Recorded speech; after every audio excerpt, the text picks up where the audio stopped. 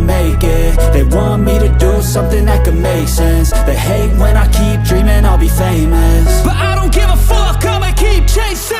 I got all this potential that's deep inside of me, but they hate when you're successful cause they try to be. They sit there being judgmental because you're trying things, and they just want you to settle and do the right thing. So get a good job, don't slack off. Wake up every morning, make a good impression on your boss. Don't do anything that I wouldn't do, and when you're making money, make sure you don't spend it too soon.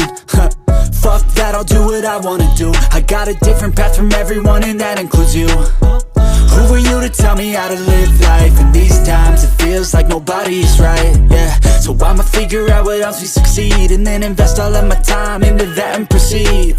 I need whatever the hell could make me happy, and I don't think you have a clue what could that be. They tell me that I'm never gonna make it. They want